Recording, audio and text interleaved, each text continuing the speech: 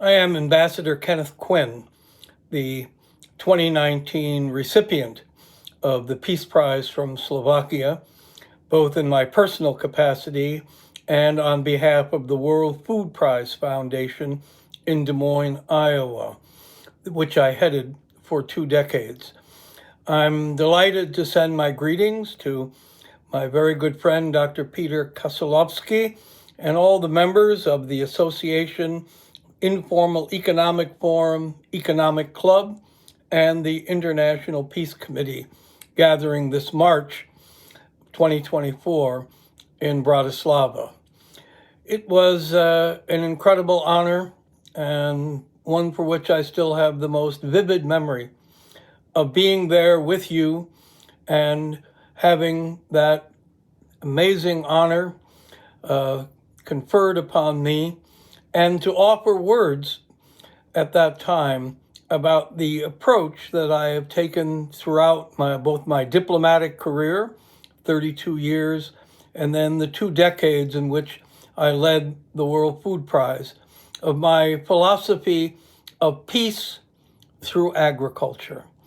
And I expressed how delighted I was to be receiving this award in a country that, when I first visited Bratislava, and was part of Czechoslovakia, and it was on the front lines of the war, the Cold War between the Soviet bloc and the West.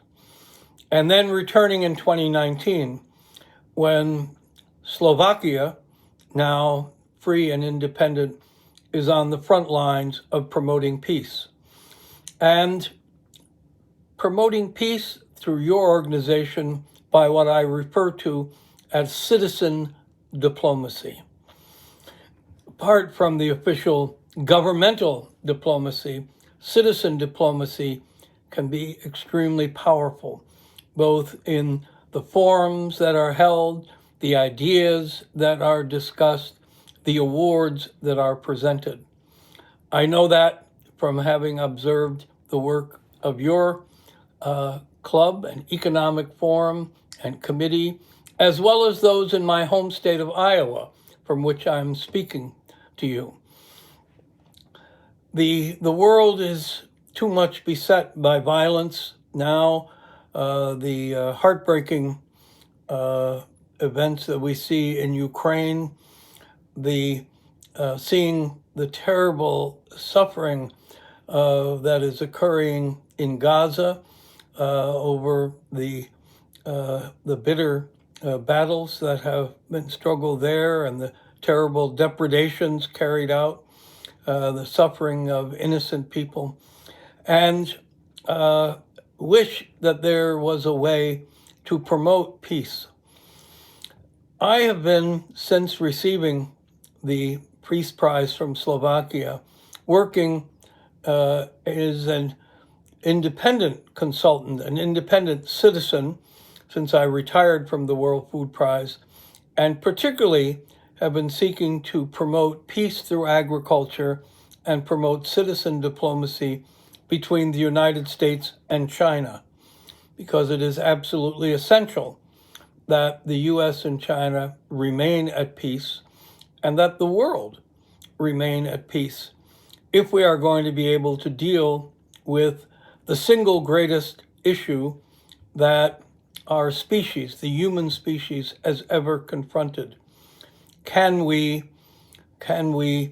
sustainably and nutritiously feed the 9 to 10 billion people who will be on our planet in the next 25 years? That will require that we deal with issues of climate change. We have to deal with preventing pandemic plant diseases and animal diseases, just as human diseases like COVID, and at the same time ensure that we promote peace and stability so that food can be traded between those countries that are producing it and those that need it to be able to feed their ever-growing populations. In terms of the US and China, there is a remarkable story about how in 1980, after establishing diplomatic relations between our two capitals, delegations visited from China. I was then in Iowa, working for the governor of Iowa, and I had the opportunity to meet the very first delegation of provincial officials, provincial governors, coming to America at the airport. And along with the governor of Iowa, we welcomed a group from Guangdong province and Hebei province. It turned out that the leader of that delegation was the father of President Xi Jinping of China. And that has been a connection that I have had. And I have interacted with President Xi, such as in 2012, when he came to Iowa to deliver the keynote address at the U.S.-China Agricultural Symposium that I was hosting at the World Food Prize. And I had the opportunity then to tell President Xi how I had escorted his father around Iowa in 1980. As you may know the story, President Xi, as a young man, just 31 years of age, on his first trip ever outside of China, came to Iowa as well, and was so warmly received and embraced by people in Iowa that he's had a connection there all these years since then. And that connection has remained very vivid, as was demonstrated last November at the Asian Pacific Economic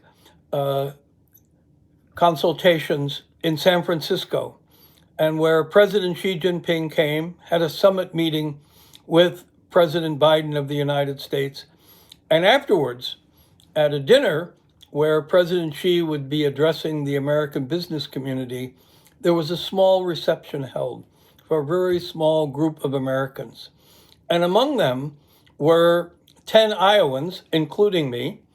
We had the opportunity to greet President Xi privately and remind him and discuss with him about his first visit.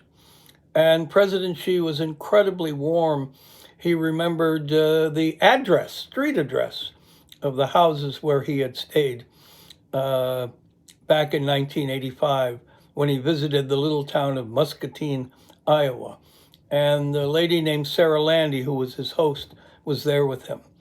And in his remarks that he gave to this assemblage of business titans and CEOs and leaders, President Xi talked about that experience, that people-to-people experience.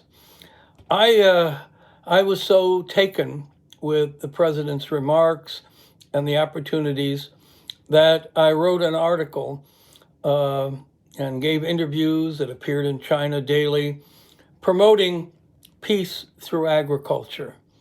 And I said, given this great challenge we have in the world, where Africa will have 1 billion people, just imagine if the US and China could partner together. If President Xi and President Biden could announce that America and China are working together to upgrade farm-to-market roads all over Africa, which has been the key to economic development and prosperity, whether it's in Central Europe, where you are, in the United States, central part of the United States where I am, or in the central parts of China, where President Xi and his father grew up, and that roads were the absolute essential element to economic development.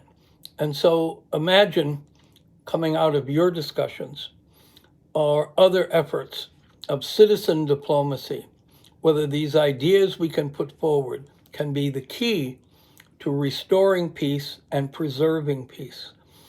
I wish you all the very best in your discussions and very much hope that you will continue in all of your efforts so that through citizen diplomacy, such as what you are practicing, we can provide peace through agriculture for all the citizens of our world. Thank you so much.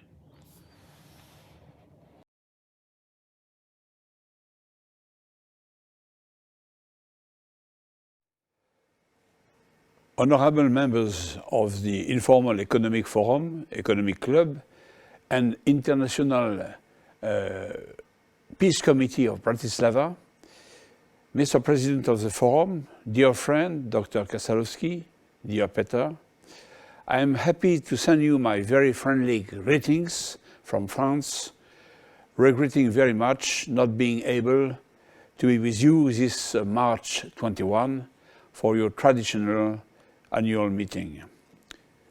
For 2 years, the atmosphere has become much heavier in the world and in particular in Europe. It's due to the war raging in Ukraine between Russia and the Ukrainian armed forces, supported by the United States, by NATO and the European Union.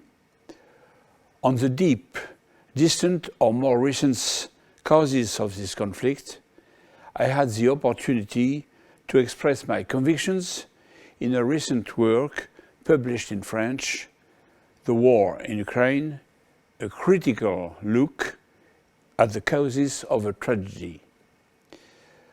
But why this term critical view? Because if we want to put an end to this tragedy, we must have the courage to seek out and to define its true causes. Indeed, there is no peace without justice, and there is no justice without truth. And suddenly, the French head of state, giving into a form of panic, irrationally, is pressing in favor of a real warlike escalation, which, if it were successful, would be fearsomely dramatic with incalculable consequences for Europe. We must therefore hope that reason prevails over emotion, and that pragmatism imposes itself on everyone. We must give all its rights to diplomacy. Diplomacy is better than war, and it's the soldier who tells you. At the same time, a no less dramatic war is being waged between Israel and Hamas and Palestinian resistance organizations in this land which saw the birth of Christianity 2,000 years ago. Here too, it's time for the clash of arms to stop and for an end to be quickly put to the unjust suffering of the Palestinian populations. Meanwhile, strong tensions exist in the Caucasus, around Armenia, but also in Asia and throughout the Indo-Pacific region.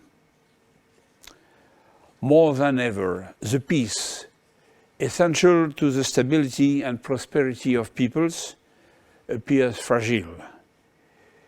It is as old as humanity itself, but due to nuclear power and new high technologies, it's even older than ever.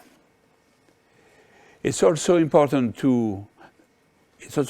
that alongside states, alongside official diplomacy, so often deficient today, there are forums, committees, such as yours, to recall our attachments as old European nations to peace and promote exchanges, dialogue, networks, what I will call in short, parallel diplomacy. I wish you an excellent meeting in this beautiful city of Bratislava and send you all my very friendly thoughts. Long life to the Europe of sovereign, peaceful and prosperous nations. See you soon, I hope. Bye-bye, my friends.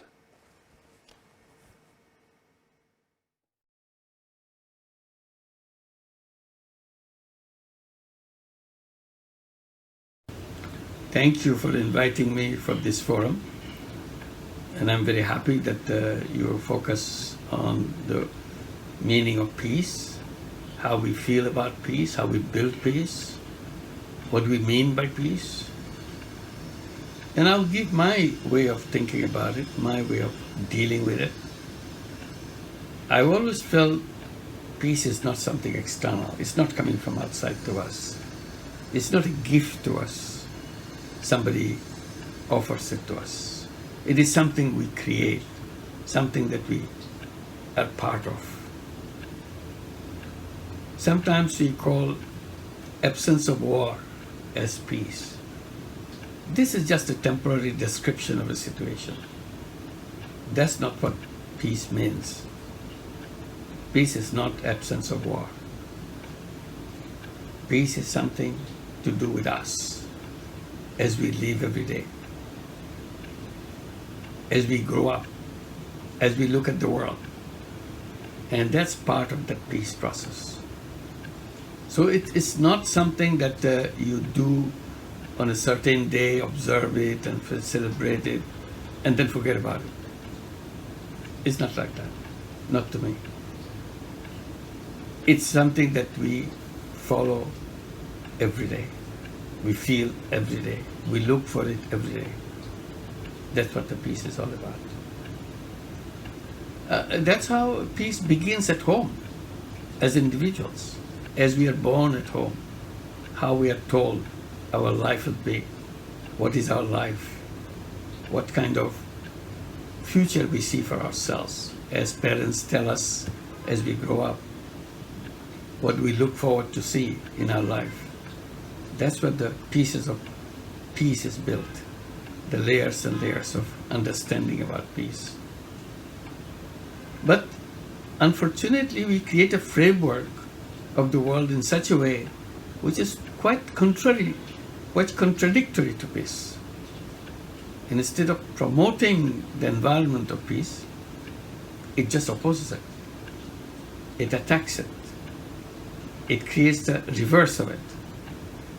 And when we go to school, when we go for education, we are fully facing that tension that we are molded into something else, non-peace world. We are molded to create a non-peaceful world. How?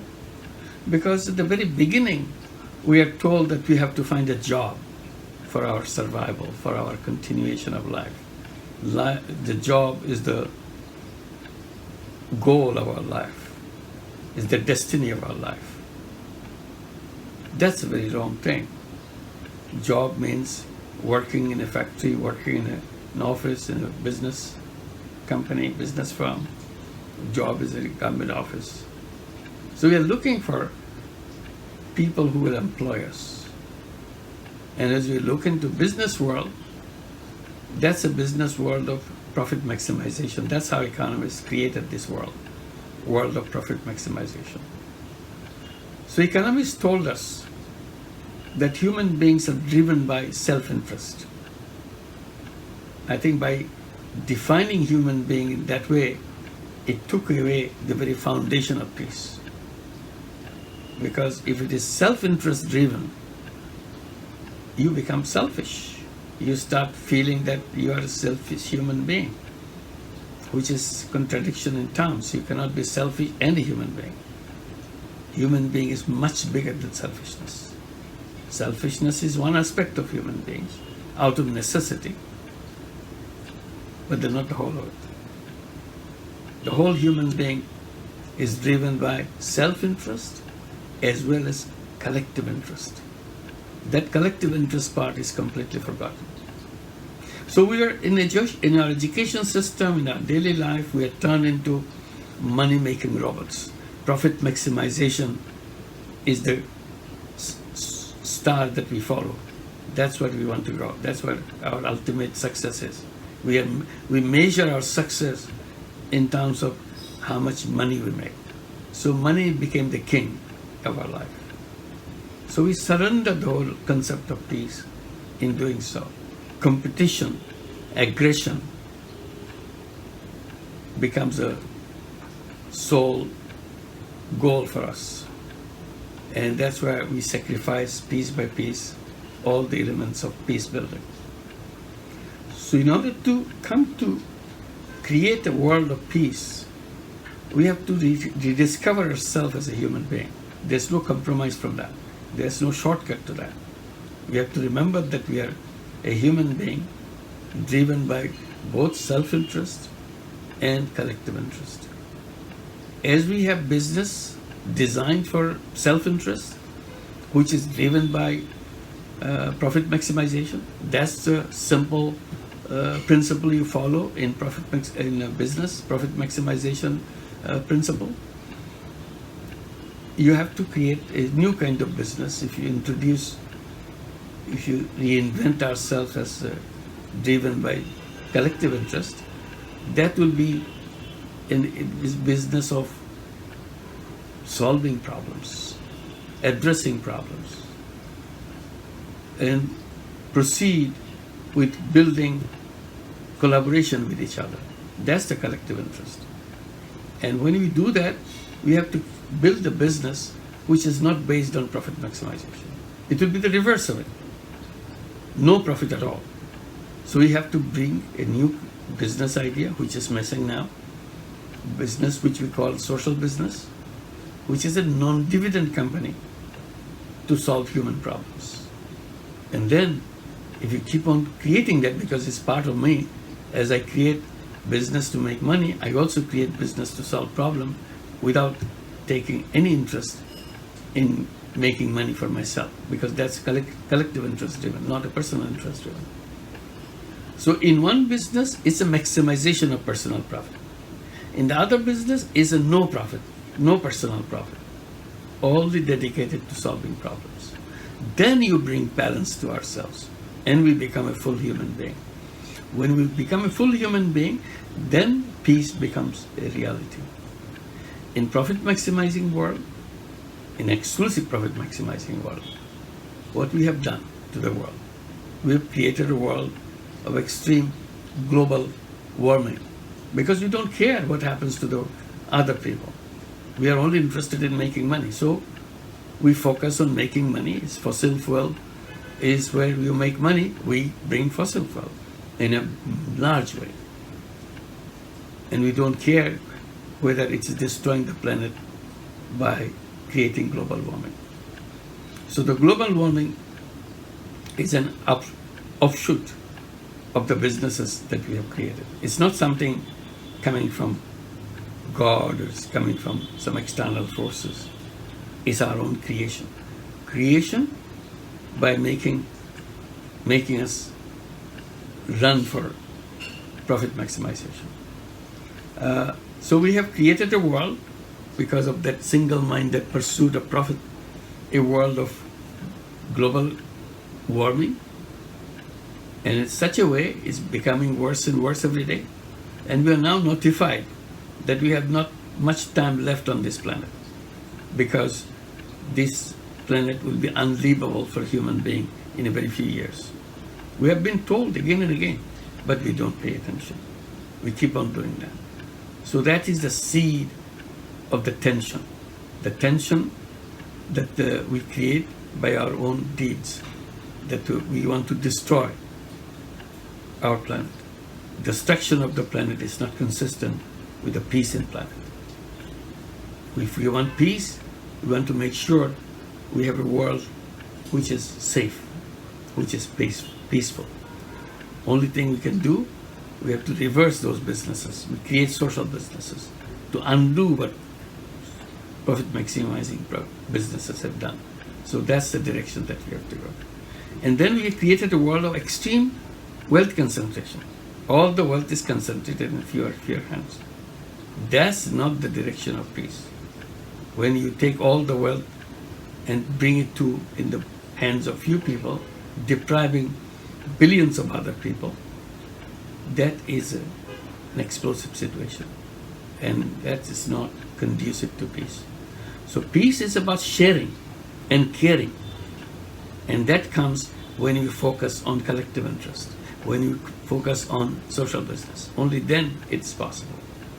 Out of that profit maximization idea, we bring something else to the world. We bring artificial intelligence. What a glory of technology. machines can do better job than human being. So everything will be replaced by artificial intelligence, because they are better, they are efficient, they are cost effective. Meaning, those who want to make profit, their profit will go up by replacing human being by machines, artificial intelligence. So what happens? In the process, all human beings will be out of job. They have nothing to do in this planet. That's not the world that we would like to see as a peaceful world. So whatever we are doing today is just against that peace. So that tension comes up between companies, tension comes up between nations, it comes up between races, all kinds of things, because there's always aggression, always tension, always trying to maximize profit at the cost of other people. So we have to redesign our world. We have to see things in a different way. We have to redesign our thinking process. We have to go back to the origin. We cannot enter into the middle of it and say, let's do it this way. It's very difficult, because our mind is set. Our mind is made by all the steps that we have taken in the past. So we have to go back to our families to tell our children that we are human beings. We're made of self-interest and collective interest. And this is how we can enhance the value of the collective interest and achieve those collective interests by pursuing this goal. And it is in us. And our goal is happiness.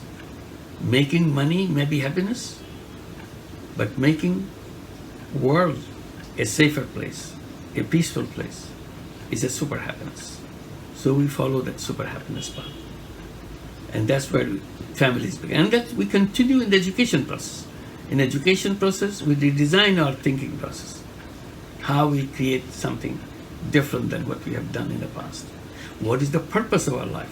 That has to be the core of our education system. Today, education system doesn't talk about the purpose of life.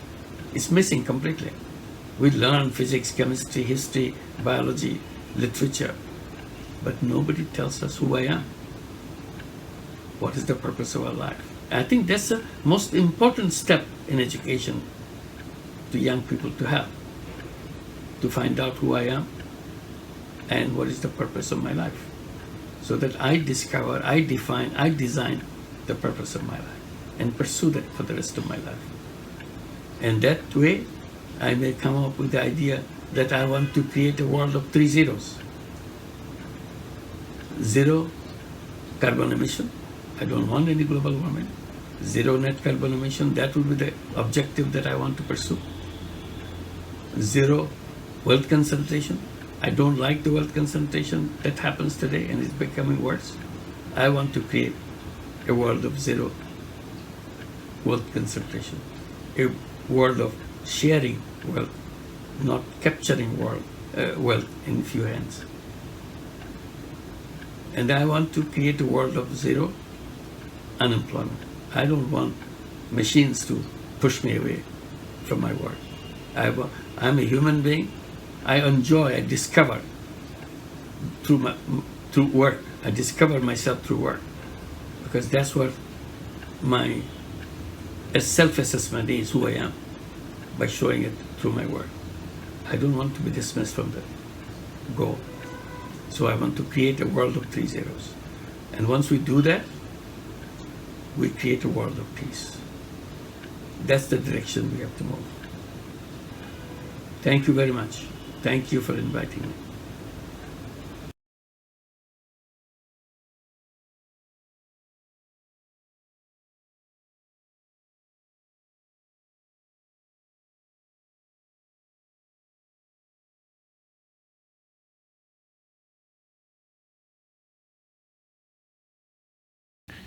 Greetings, ladies and gentlemen.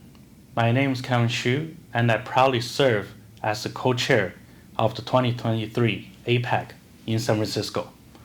First, I would like to extend my gratitude and appreciation to the committee for the kind invitation and extraordinary opportunity to share my insight, and also cherish the long-term relationship that has been built between the Informal Economic Forum and my father, Dr. Rongxiang Xu.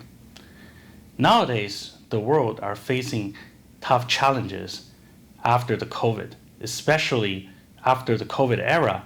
We are facing a new phase of reset and restart. By meaning, with the current circumstance, we know the importance of establish a communication channels among each country. So therefore, we demanding a new way of setting a strategic communication hub among each countries and member. As serve a communication base of APAC, which help promoting talk and conversation among members, we proudly want to introduce new concept, ideas, and insights that can inspire others to help enhance the international conversation. So therefore, I would like to take this opportunity to share my own personal experience, especially after last year's APAC in San Francisco. First of all, we knowing there are multiple platforms such as APAC, G20, etc., that creating an opportunity for the leaders to talk, but also we also want to emphasize the importance of the people-to-people, local-to-local communication, because we understand nowadays we require ways that we can get feedback from the front line of the world issue, and also find ways for these issues to be composed into a general strategic map which people can follow around the world. So by meaning, we need to create multiple bridges that contains qualities and quantities. And these bridges can be connotated as art, culture, or even some kind of a personal experience that actually resonated. So for example, this year's APAC, we're creating not only side event besides the flagship one, such as the CEO Summit or the APAC Leaders Meeting and Leaders Retreat. We're also creating events such as Night Market, which we knowing that it can be resonate among multiple Asia Pacific region, and especially not only for the leaders to celebrate, but also for the people. So therefore, we're creating that kind of a memory cue that people can all be shared. Second of all, we also want to creating a cohort effect that people, organization, and individual, they can all have their own part of memory, but also something they can share with their colleague, with even other delegation and attendees. So therefore, last year's APAC, we actually have a firework. So we actually have a fireworks show that we put on at the Exploratorium, which not only can be watched and enjoyed by the delegation, the business council, the leader, but also by the communities, by the people of San Francisco. So therefore, they have something they can connect it, despite they have differentiated background, knowledge. So we need to create enough bridge that we can create a communication. Lastly, we want to enforce ways to establish responsibilities among the younger generation. So for example, last year, we actually encouraging colleges, universities, and community institutions to creating a mocking debates on behalf of the APAC issue. So for example, we have university in San Francisco that involve in creating open to public session of mocking debate. So therefore, the younger generation be able to take on the responsibility of making world-changing idea and thought, and also representing the members of APAC or the countries they like to represent, to show on behalf of their own experience and anecdote to creating a unique experience. And these are actually open to public. So therefore, the public, the student, the younger generation can have a new combination of information and feedback that we can record it and forward to the business council, to the ministries, to the APAC delegations. And eventually those will be part of the items or part of the action lists that will be handled and headed to the leaders' table. So I believe nowadays When we talk about ways to help establish international communication, it not only lies in the hand of leaders, it actually matters by the people, matters by the local, matters by the civil society organizations. So I would like to, again, thank the committee for such a wonderful opportunity to share, and hope you all great success and wish you all. Thank you.